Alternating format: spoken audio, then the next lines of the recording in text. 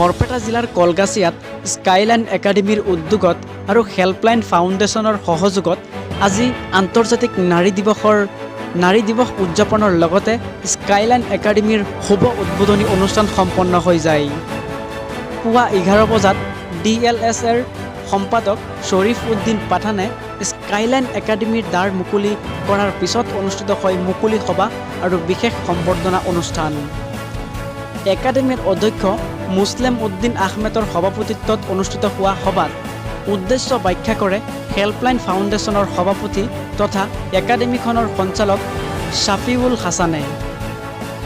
অনুষ্ঠানত সমাজৰ বিভিন্ন দিশত বিশেষভাৱে অৱদান আগবঢ়োৱা সাংবাদিকসহ 22গৰাকীকৈ বিশিষ্ট ব্যক্তিক নাৰী দিৱসৰ এই বিশেষ দিনটোত আনুষ্ঠানিকভাৱে সম্বৰ্ধনা জনোৱা হয়।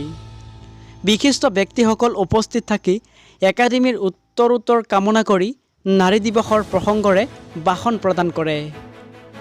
News desk report, new live. আজি স্কাইলাইন নামৰ এটা একাডেমী নতুনকৈ স্থাপন নাম মুকলি হ'ল। ত' আমি এই বছৰ ক্লাছ 9ৰ পৰা এডমিশ্যন ষ্টাৰ্ট কৰিছোঁ।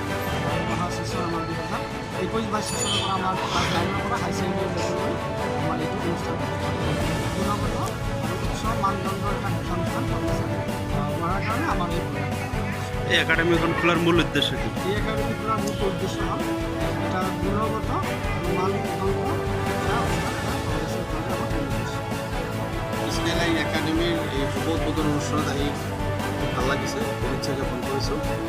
উদ্যোক্তাসকলে পূৰ্বৰ পৰা সমাজ কেনেকৈ বিকাশ কৰিব পাৰি, সমাজত কেনেকৈ উন্নত সাধন কৰিব পাৰি, তাৰ কাৰণে এটা NGOৰ জৰিয়তে ইতিমধ্যে দীৰ্ঘদিন কাম কৰাৰ অভিজ্ঞতা পুষ্ট লৈ পেলাই তেওঁলোকে এই অনুষ্ঠানটো খুলিছে। আমি আশা কৰিম যে কলগাছিয়াৰ দীৰ্ঘদিনৰ যি অভাৱ, এখন সম্পূৰ্ণ গুণসম্পন্ন বিদ্যালয়ৰ যি অভাৱ আছিল, অভাৱ পূৰণ কৰিব আৰু এই অভাৱ পূৰণ কৰাৰ আমি আশা ৰাখিলোঁ আৰু কলগাছিয়াৰ এই অভাৱ পূৰণ কৰাৰ